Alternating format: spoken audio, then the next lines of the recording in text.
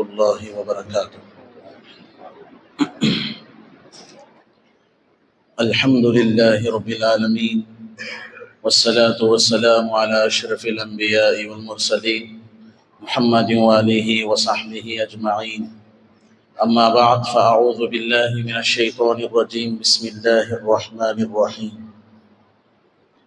سبحان الذي اسرى بعبده ليلا من المسجد الحرام إلى المسجد الأقصى الذي باركنا حوله لنريه من آياتنا إنه هو السميع البصير، صدق الله العظيم۔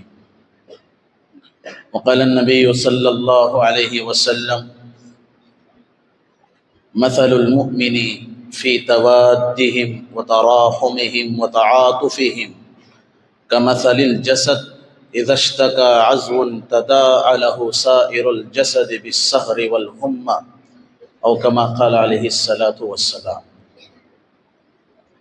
اللہ تبارک و تعالیٰ کا بے انتہا فضل و کرم ہے کہ اللہ تعالیٰ نے ہم تمام کو جمعہ کی مجلس میں بیٹھنے کی توفیق عطا فرمائی۔ آپ یوں سمجھیں آج کی یہ جمعہ خدا کے فضل و کرم سے ہمارے فلسطینی مسلمان بھائیوں کے لیے، کیونکہ مسلم قوم کے لیے کوئی ملک، کوئی شہر، کوئی ریاست روک اور رکاوٹ نہیں بنتی۔ دنیا کے ایک کونے سے لے کر دوسرے کونے تک اگر مسلمان ہے تو وہ بھی بھائی ہے۔ قرآن مجید میں اللہ نے ارشاد فرمایا: انما المؤمنون اخوہ، تمام مومنین ایک دوسرے کے بھائی ہیں۔ میں نے خطبے کے بعد بنی اسرائیل کی پہلی آیت کی تلاوت کی، اس کے بعد جو حدیث میں نے پڑھی، اس حدیث میں رسول اللہ صلی اللہ علیہ وسلم کا پاک ارشاد ہے: مثل المؤمن فی توادہم وتراحمہم وتعاطفہم کمثل الجسد۔ مومن کی مثال رحم کرنے میں، محبت کرنے میں، ایک دوسرے سے نرمی کا معاملہ کرنے میں ایک جسم کی طرح ہے۔ اذا اشتکا عضو تداعى له سائر الجسد بالسہر والحمى، اگر جسم کے کسی حصے میں ایک کانٹا بھی چبھتا ہے تو سارا جسم اس کا درد محسوس کرتا ہے۔ بلکہ یوں فرمایا، آنکھ میں کوئی درد ہوتا ہے، کوئی چیز چبھ جاتی ہے تو پورے جسم میں اس کا درد ہوتا ہے، اس کے درد کا احساس ہوتا ہے۔ تو ٹھیک اسی طریقے پر ہم ماشاءاللہ بڑے امن و سلامتی سے اس ملک میں ہیں، لیکن اور ملک بھی ہے جہاں پر ہمارے مسلمان بھائی بڑے پریشان ہیں، ظلم کا شکار ہو چکے ہیں۔ مقصد بس ایک ہی ہے، مسجد اقصیٰ کی حفاظت۔ مسجد اقصیٰ کیا ہے؟ مسجد اقصیٰ ہمارا پہلا قبلہ ہے۔ مسجد اقصیٰ کیا ہے؟ مسجد اقصیٰ کی طرف رخ کر کے 17 مہینے حضور صلی اللہ علیہ وسلم نے نماز پڑھی ہے۔ مسجد اقصیٰ کیا ہے؟ مسجد اقصیٰ وہ بابرکت جگہ ہے جہاں پر تمام انبیاء اکرام کو حضور صلی اللہ علیہ وسلم نے نماز پڑھائی ہے۔ مسجد اقصیٰ کیا ہے؟ یہ بیت المقدس میں واقع ہے، اور بیت المقدس کیا ہے؟ جہاں پر سینکڑوں نہیں بلکہ کئی انبیاء کرام کی خبریں موجود ہیں۔ سورہ بنی اسرائیل کی پہلی آیت میں اللہ نے اس مسجد اقصیٰ کا ذکر بھی کیا ہے۔ وہ یوں ذکر فرمایا: سبحان الذی اسریٰ بعبدہ لیلا من المسجد الحرام، پاک ہے وہ اللہ کی ذات جس نے اپنے بندے حضور صلی اللہ علیہ وسلم کو مسجد حرام سے ایک ہی رات میں مسجد اقصیٰ کا سفر کروایا۔ مورخین لکھتے ہیں مسجد حرام سے مسجد اقصیٰ کتنے کلومیٹر ہے؟ تقریباً 1200 کلومیٹر. اور اس زمانے میں بس نہیں تھی، ٹرین نہیں تھی، فلائٹ نہیں تھی. اونٹوں کا، گھوڑوں کا، خچروں کا سفر ہوتا تھا. اور ایسے ماحول میں اللہ نے ایک ہی رات میں سفر کروایا. اور اس کی شان میں اللہ نے ارشاد فرمایا الی المسجد الاقصی الذی بارکنا حولہ، یہ وہ مسجد اقصی ہے جس کے ارد گرد میں ہم نے برکت رکھی ہے. وہاں کے انار میں طاقت ہے، وہاں کے زیتون میں اللہ نے طاقت رکھی ہے، وہاں کے انجیر کے پھل میں طاقت رکھی ہے، وہاں کی ہوا میں خوشبو ہے. جا کر آنے والوں نے بیان کیا ہے اس لیے خوشبو ہے کیونکہ وہاں پر انبیاء کے مزارات ہیں. حضرت داؤد علیہ السلام کا واقعہ، حضرت سلیمان علیہ السلام کا واقعہ، حضرت عیسیٰ علیہ السلام کا واقعہ، حضرت زکریا علیہ السلام کا واقعہ، حضرت مریم علیہ السلام کا واقعہ قرآن میں موجود ہے. اور یہ وہ پاک ہستیاں ہیں جن کا تعلق فلسطین سے ہے، بیت المقدس سے ہے، ملک شام سے ہے. اسی پاک جگہ میں بیت المقدس واقع ہے، مسجد اقصی واقع ہے. ہماری محبت ایک اس وجہ سے ہے کہ وہ وہاں کے لوگ مسلمان بھائی ہیں، دوسری اس وجہ سے کہ وہ بیت المقدس و مسجد اقصی ہمارا پہلا قبلہ ہے. اور ہمارے نبی کو اس سے بے انتہا محبت تھی. اس کے بعد اللہ نے کعبۃ اللہ کو قبلہ بنا دیا. فرمایا فولی وجہک شطر المسجد الحرام، اب تم بیت المقدس کی طرف نہیں، کعبۃ اللہ کی طرف پھر کر نماز پڑھو. حضور کی دلی خواہش تھی، اس کی بھی ایک بہت بڑی وجہ ہے، بیان کرے تو وقت زیادہ ہو جائے گا. حضور کی خواہش تھی، اس لیے اللہ تعالیٰ نے مسجد حرام کی طرف اب رخ کر کے تم نماز پڑھو. ساری دنیا میں ملک شام والے بھی، فلسطین والے بھی، اس کونے سے لے کر اس کونے تک درمیان میں کعبۃ اللہ ہے، چاروں طرف سے رخ میرا کعبہ شریف کے کہہ کر نماز کی نیت باندھتے ہیں. اب اہمیت اس لیے ہے، بیان کرنے کا مقصد اس لیے ہے، اجتماعی طور پر اگر کسی کونے میں مسلمانوں کو تکلیف ہوتی ہے تو ان کا سہارا بننا، ان کا ساتھ دینا، ان کی مدد کرنا ہماری ذمہ داری ہے نہیں ہے بھائی؟ ہماری ذمہ داری ہے. کشتی میں تمام مسافر سوار ہیں، اگر کشتی کے کسی بھی کونے میں ایک سوراخ لگ گیا تو سارے کشتی کے مسافروں کو اس کا نقصان ہوتا ہے. جہاں سوراخ ہے اس خانے کو نہیں، پوری کشتی کو ڈوبنا پڑے گا جب تک اس سوراخ کی کوئی تلافی نہ کی جائے.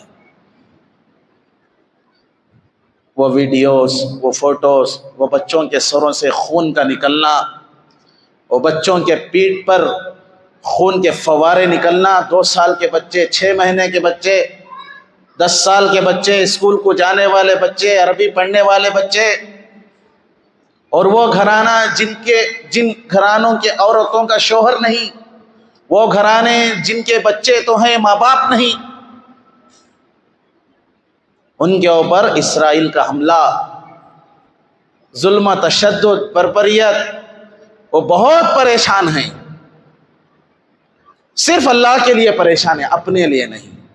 یہ بات بھی میں عرض کر دوں، بیت المقدس اللہ کا گھر ہے، مسجد اقصی اللہ کا گھر ہے. وہ اس لیے پریشان ہے کیونکہ کہیں وہ ان کے قبضے میں نہ چلا جائے. جب سے بیت المقدس بنا، جب کعبۃ اللہ کی تعمیر ہوئی، اس کے 40 سال بعد ہی یعنی مسجد اقصی کی تعمیر ہو گئی.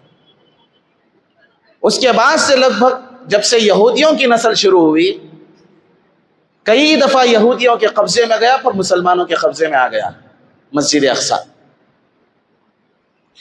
اور وہ یہ اس بات کو یقین کرتے ہیں کہ اس کی جو تعمیر ہوئی تھی وہ حضرت سلیمان علیہ السلام کا بھی اس تعمیر میں حصہ ہے. اور وہ یہ مانتے ہیں جیسے مسلمانوں کی مسجد ہوتی ہے، عیسائیوں کی چرچ ہوتی ہے، ویسا بھی ہماری بھی کوئی عبادت گاہ ہو، اس لیے ہمیں اس کو چھوڑ دیا جائے. لیکن قرآن صاف اعلان کرتا ہے جس طرح بیت اللہ اللہ کا گھر ہے، ویسے ہی مسجد اقصی بھی اللہ ہی کا گھر ہے، مسلمانوں کا حق ہے اس پر. اس وجہ سے مسلمان آج بھی چاہے جتنی گولیاں پڑے، جتنے زخم کھانے پڑے، جتنا بھوکا رہنا پڑے، پیاسا رہنا پڑے، یتیم ہونا پڑے، رشتہ داروں کو ایک دوسرے کے درمیان میں کٹنا پڑے، پھر بھی اللہ کے گھر کو نہیں چھوڑیں گے۔ یہ ایمان کا حصہ ہے، ہمارا بھی یہ ایمان ہی کا حصہ ہے۔ اس شہر کے ہی صرف ذمہ دار نہیں، پوری دنیا کے مسلمان اس کی حفاظت کے لیے، چاہے وہ پیسوں کے ذریعے سے ہو، چاہے وہ دعا کے ذریعے سے ہو، چاہے وہ اللہ کے سامنے فریادوں کے ذریعے سے ہو، مسلمانوں کی یہ بھی ذمہ داری ہے۔ میں نے حدیث میں پڑھ کر سنایا، اذا اشتکى عضو تداعى له سائر الجسد بالسہر والحمى، جب بدن کے کسی حصے میں کوئی کانٹا چبھتا ہے تو سارے بدن میں اس کی تکلیف ہوتی ہے۔ تو ایسے ہی کسی مسلمان کو کسی کونے میں کوئی آدمی ستاتا ہے، ظلم کرتا ہے، خواہ مخواہ اسے ستاتا ہے، تو پھر اس کا دوسرے کونے میں رہنے والے مسلمان کو بھی اس کا احساس ہونا چاہیے۔ میں اگر کھل کر زبان سے کہوں تو یہودیوں کو تم بد دعا کرو، کھلی زبان میں بد دعا کرو ان کو۔ ہمارے شہر میں نہیں، پورے ہندوستان میں، عربوں میں سب لوگ فجر کی نماز میں قنوت نازلہ پڑھ پڑھ کر یہودیوں کے حق میں بد دعا کر رہے ہیں اور مسلمانوں کے لیے دعا کر رہے ہیں۔ یا اللہ مسلمانوں کا بول بالا فرما، مسلمانوں کی نصرت فرما، ان پر رحم فرما، ان کا ساتھ دے اور یہودیوں کو برباد فرما۔ یہاں تک کہ ہمارا قبلہ مسجد حرام میں بھی جمعہ کی نماز میں ان کے لیے بد دعا ہوتی ہے، اللہم شتت شملہم ومزق جمعہم وزلزل اقدامہم۔ جمعہ میں امام صاحب ان کے لیے بد دعا کرتے ہیں، آپ بھی بد دعا کرو۔ کب کرنا؟ آج موقع ہے تم کو، آج موقع ہے۔ جب عربی کے 2 خطبے ہوتے ہیں، 2 خطبوں کے بیچ میں جب خطیب بیٹھتے ہیں تو اس وقت آپ ان کو بد دعا کرو، اور مسلمانوں کے حق میں پہلے دعا کرو، پھر دوسرے حصے میں ان کو بد دعا کرو۔ یا اللہ ان کے پیروں کو زمین میں دفنا دے، یا اللہ ان کی زبانوں کو بند کر دے، ان کی طاقت کو ختم کر دے، مسلمانوں کو عزت دے، یہودیوں کو ذلت دے۔ آپ اس طرح سے بد دعا کرو، کیونکہ یہ خطبے کے وقت کی جو گھڑی ہوتی ہے، یہ دعا کے قبول ہونے کا وقت ہوتا ہے۔ پتہ نہیں کس بندے کے دل میں کیسی عاجزی، کیسی انکساری، کیا مسلمانوں کے لیے درد ہوگا، وہ کسی کا کوئی احساس نہیں کر سکتا۔ ہو سکے تو رات میں 2 رکعت نفل نماز یا صلاۃ الحاجت نماز پڑھ کے آپ مسلمانوں کی عزت، آبرو، ان کی حفاظت، ان کی جان مال عزت کے لیے آپ دعا فرمائیں، کیونکہ آپ کا یہ حق بنتا ہے۔ آپ کے بھائی ہیں، میرے بھائی ہیں، آپ کے بھائی ہیں، آپ کا حق بنتا ہے۔ میں اس لیے درد کے ساتھ کہہ رہا ہوں کہ کوئی عورت وہاں بیوہ ہوتی نظر آ رہی ہے، کوئی بچہ وہاں یتیم ہوتا نظر آ رہا ہے، اور آپ علیہ الصلوۃ والسلام سے مسجد اقصیٰ سے بڑی پیاری محبت ہے، آپ نے سفر کیا ہے وہاں کا۔ حدیث پاک میں رسول اللہ صلی اللہ علیہ وسلم نے ارشاد فرمایا، لا تشد الرحال الا بثلاث، تم سفر 3 جگہوں کے لیے کرو عبادت کی وجہ سے، عبادت کے لیے 3 جگہوں پر سفر کرو۔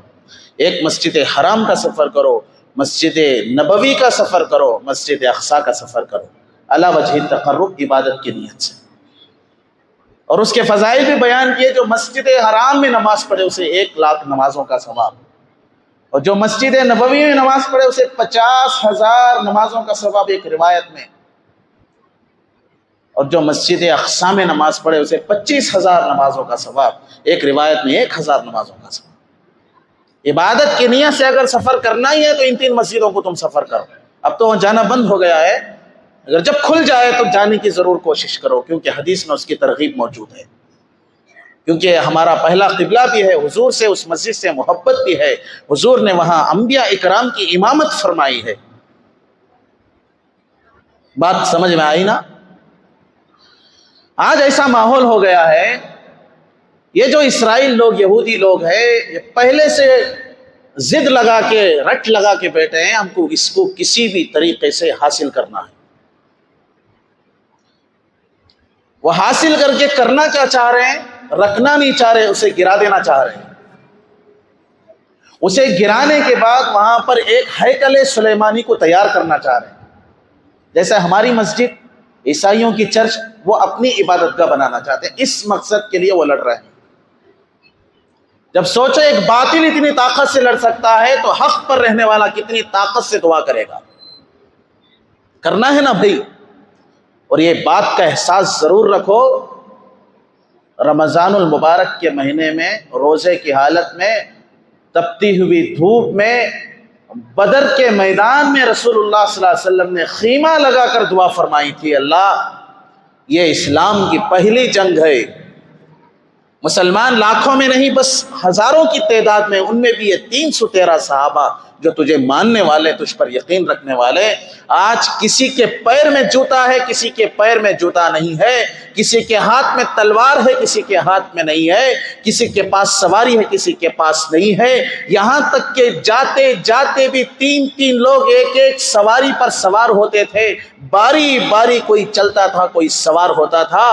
جب نبی اکرم صلی اللہ علیہ وسلم کی سوار ہونے کی باری آتی یا کوئی حضور کے چلنے کی باری آتی تو کوئی صحابی کہتے اللہ کے رسول میں چلوں گا، آپ سوار ہو جائیں۔ آپ فرماتے اللہ نے تم سے زیادہ مجھے چلنے کی طاقت دی ہے، تم سوار ہو جاؤ، میں چلوں گا۔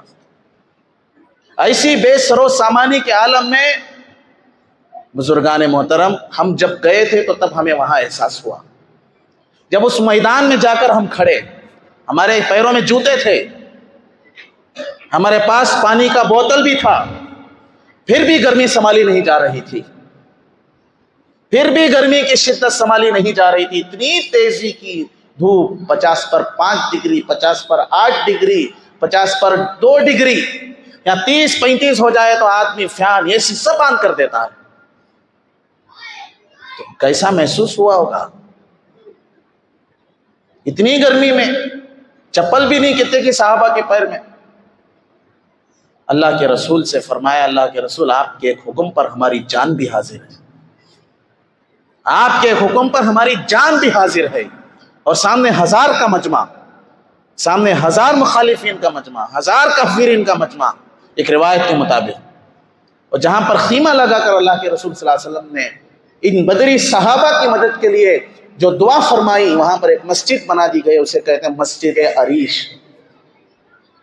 اللہ کے رسول کی دعا کو اللہ نے قبول کیا، اور وہاں سے 200 یا 300 میٹر کے اوپر کے حصے میں ایک ریتیلا پہاڑ ہے، ایک بالو کا پہاڑ، وہاں پر اللہ نے 5000 فرشتوں کو اتارا تھا ان بدری صحابہ کی مدد کے لیے۔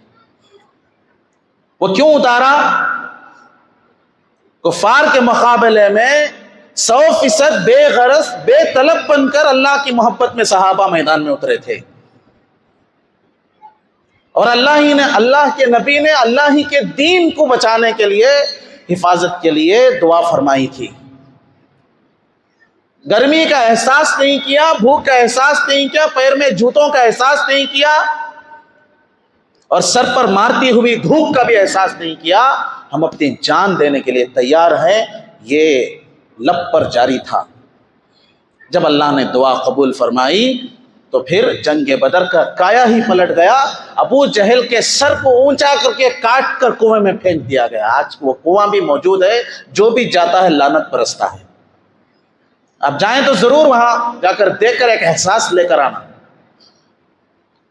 انہی کوششوں، انہی قربانیوں نے آج ہم تک دین کو لانے کا سبب بنا ہے، ورنہ ہم کہاں ہوتے؟ ذرا سوچنے کی کوشش کرو، کہاں ہوتے ہم لوگ؟ یہ صحابہ کی محنتیں، اولین صحابہ بدری صحابہ، اس لیے کبھی بھی دعا میں کہتے ہیں اللہ بدری صحابہ کے وسیلے سے ہماری دعا قبول فرما۔ بولتے نہیں بولتے؟ کیوں بولتے ہیں؟ پاور تھا وہ ایمان کا۔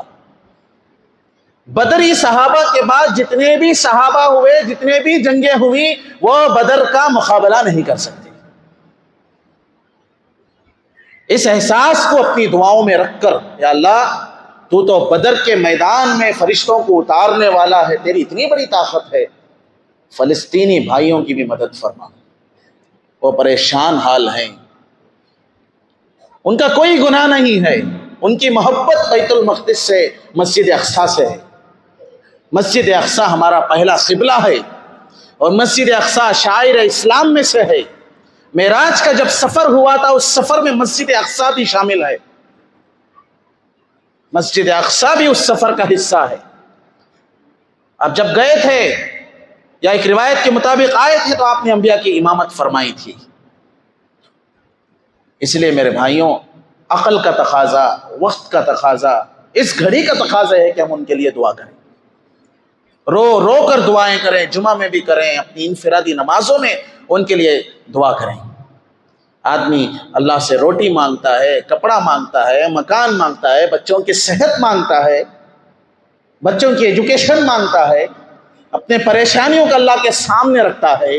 سوچو اگر وہ حالت ہم پر آئی ہوتی تو کیا دعا کرتے ہیں، کیسی دعائیں کرتے۔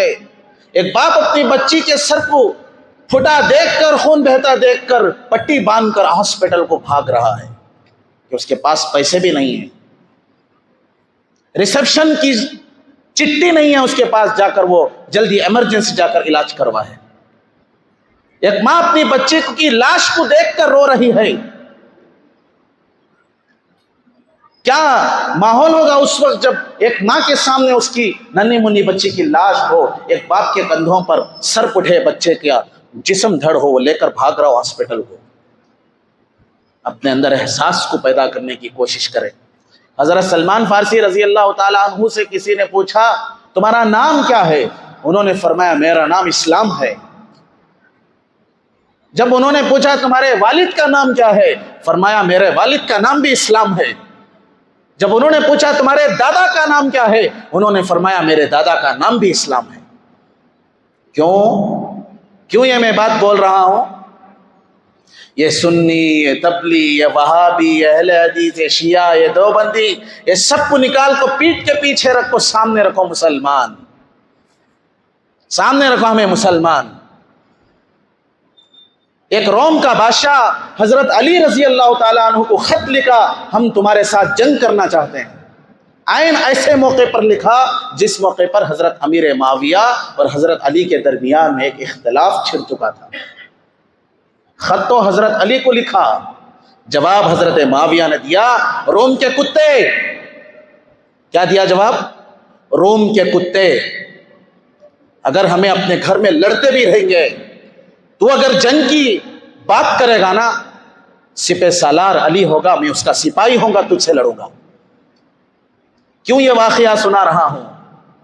آپس میں ہمارے لڑائیاں رہیں گے، اختلاف رہیں گا، اونچ نیچ رہیں گی، انہوں وہ چیز کو ماننے والے، انہوں یہ چیز کو ماننے والے رہیں گا، لیکن جب ایک آدمی آپ کو ہم نہ ٹچ کرتا ہے نا، کلمے کی بنیاد پر ٹچ کرتا ہے، یاد رکھنا اس بات کو۔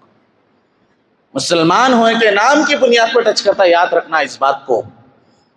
ہمارے مذہب میں قرآن ایک بہت اونچی کتاب ہے، اس بنیاد پر تمہیں مارے گا، یاد رکھنا اس بات کو۔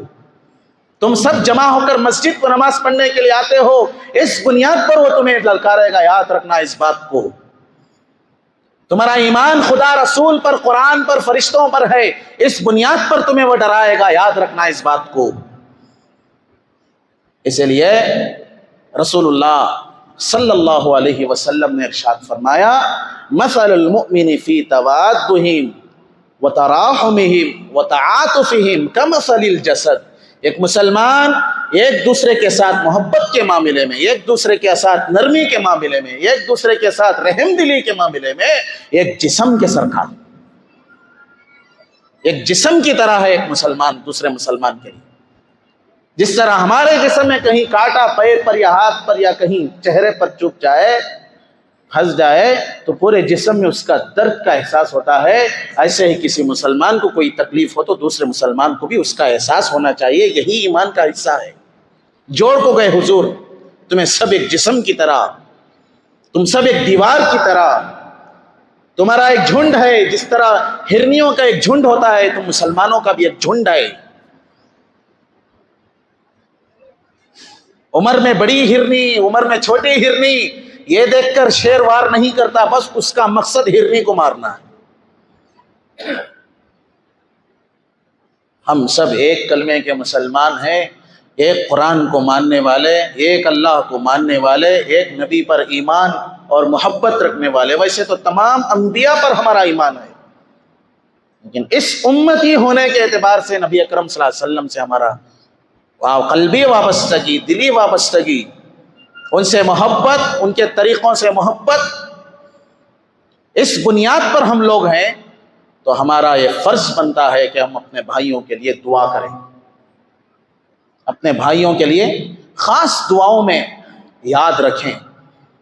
ہم اپنے لیے آنسو دعا میں بہائے ہوں گے، کبھی ایسا موقع ہوا ہوگا اپنے لیے، اپنے خاندان کے لیے، اپنے رشتہ داروں کے لیے، اپنے مرحومین ماں باپ کے لیے، اپنے بچوں کے لیے، اپنے اڑوس پڑوس میں رہنے والوں کے لیے ہم نے یقیناً اللہ کے سامنے ہاتھ اٹھا کر دعا بھی مانگی ہوگی، مانگنا بھی چاہیے، اور قیمتی بھرے آنکھوں سے آنسو بھی بہائے ہوں گے اور بہانا بھی چاہیے۔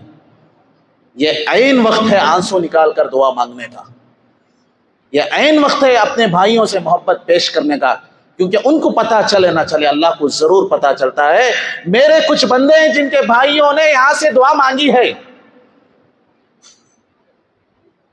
مجھے ان کا لحاظ کرنا چاہیے، ان کی دعا کو قبول کرنی چاہیے۔ وہ اس کونے میں ہیں، آپ اس کونے میں ہیں، آپ یہاں ٹھنڈے ہیں، وہ وہاں گرم ہیں، آپ یہاں فین کے نیچے بیٹھے ہیں، وہ دھوپ میں ہیں، آپ پیٹ بھر کر کھانا کھا رہے ہیں، وہ بھوکے ہیں، آپ کے گلے سوکھے نہیں ہیں، کچے ہیں، وہ ان کے گلے سوکھے ہیں۔ آپ ایسا سمجھ کر دعا کرو۔ اور یہ حالت کس لیے ہوئی؟ اسرائیل کی وجہ سے، یہودیوں کی وجہ سے۔ یہودیوں کے بارے میں، نصارہ کے بارے میں اللہ نے خود کلام کے اندر ارشاد فرمایا، یا ایھا الذین آمنوا لا تتخذوا اليہود والنصارى اولیاء، اے ایمان والو، یہودیوں سے، نصرانیوں سے دوستی نہ کرو، دوستی مت بڑھاؤ ان سے، کیونکہ اللہ کو پتا ہے وہ کیسی قوم ہے۔ سورہ بقرہ اگر اٹھا کر آپ دیکھیں گے، اس میں بار بار یہودیوں کے تانے، ان کے سوالات، بے جا بے غرض سوالات، ان کے جوابات، بغیر ضرورت کے سوالات، بے ضرورت کے سوالات سورہ بقرہ میں ان کے موجود ہیں۔ یہ ایسی قوم حق پر مسلمان ہیں، ان کو معلوم ہے، اس کے باوجود ستانے پر کھڑے ہیں۔ ہمیں جو کرتی ہیں واچ، ہمیں جو چلتی ہیں واچ، ہمیں جو بولتی ہیں واچ، انہوں ناحق جی ہمیں حق، انہوں ناحق ہمیں حق۔ قرآن کا اعلان، قل جاء الحق وزهق الباطل، اگر حق آتا ہے تو باطل چلا جاتا ہے۔ اور ایک مثال سے بیان فرمایا، انزل من السماء ماء فسالت اودیۃ بقدرها فاحتمل السیل زبدا رابیا۔ ایک مثال یہ بھی فرمائی، حق کی مثال کیسی کہ تو نیچے گہرے پانی میں رہتا، باطل کی مثال کیسی کہ تو بہتے پانی میں اوپر کچرے کی طرح، کچرا کھڑتا نہیں، چلے جاتا ہے۔ جو گہرائی میں رہتا وہ مسلمان ہے، جو گہرائی میں پانی کی اتنی فورس اور اتنی سیلان کے باوجود جو حق کے ساتھ اندر رہتا انہیں مسلمان ہے۔ اور یہ تمہاری مثال اور میری مثال ہے۔ وہ تو باطل ہے، وہ تو ان الباطل کان زہوقا، وہ تو مٹنے والی، گزرنے والی چیز ہے۔ تم تو کلمہ پڑھنے والے ہو نا، ان کو اتنا ستا رہی، اتنا مارنی، اتنا پریشان کر رہی، ہمیں فجر میں سولے کو ہی، ہمیں فجر میں سولے کو ہی، ہم نہ بستر بہت اچھے لگ رہی، ہم نہ فین اچھا لگ رہا ہے، ہم نہ ہماری رضائی، ہماری کمبل اچھی لگ رہی ہے، ہمارا بستر اچھا لگ رہا ہے، ہمیں ہمارا گھر اچھا لگ رہا ہے، ہم نہ ہمارے سکون سے مطلب، ہمیں ہماری نیند سے مطلب۔ چلو اٹھ کو، اب تو بھی ذرا جا کو، مسجد میں کھڑ کو، ان کے واسطے دعا کریے، ان کے واسطے کیا ہے کچھ پڑھ کر ان کے لیے، ان کی آسانی کے لیے دعا کریے۔ ہمارے اندر نہیں آ رہا، کیوں نہیں آ رہا؟ ہمارے اوپر نہیں آ رہی نا پریشانی، ہمارے اوپر آتی تو کیا کرتے؟ سب جمع ہو جاتے تھے۔ جن کے اوپر پریشانی آتی ہے ان کچھ وہ معلوم ہوتا ہے، کم سے کم اس کا ایک احساس تو پیدا کرنے کے لیے کل سے فجر میں اٹھ کر آ جاؤ، کل سے فجر کی نماز کو اپنے اپنے محلے کی مسجد کو جاؤ، جا کو ہوا آباد کرو، ہاتھ اٹھا کو اللہ سے دعا کرو، یا اللہ ہمارے بھائیوں کی مدد فرما، بہت پریشان ہے اللہ، خون ریزہ ہو گئی، یا اللہ اندر سے دل ٹوٹ کو ہی یا اللہ ان کی پریشانی کو دور فرما کر کو تمہیں بے غرض بے طلب بن کو دعا کرو، اللہ دعا قبول کرتا ہے۔ کریں گے نا بھائی انشاءاللہ؟ کرو، یہ کرنے کے کام ہیں، اس میں آگے بڑھو، یہ آگے بڑھنے والے کام ہیں۔ ضرور یہ دعا بھی تمہاری مغفرت کا سبب بنے گا۔ کل قیامت کے دن تم دوسروں کے لیے دعا کرو کہ تمہاری یہی دعا تمہیں لوٹ کر کام آئے گی۔ کریں گے نا؟ اللہ سے دعا ہے اللہ ہم تمام کو کہنے سننے سے زیادہ عمل کی توفیق عطا فرمائے۔ خصوصاً عربی خطبے کے بیچ میں جب ٹائم ملتا ہے 2 خطبے کے درمیان، اس میں دعا کرو۔ عربی خطبے میں انشاءاللہ پڑھنے کی کوشش کریں گے، اس میں آمین بولو، اللہ دعا کو قبول کرے، اللہ ان کی مدد فرمائے۔ وآخر الدعوانا ان الحمد للہ رب العالمین۔ سنت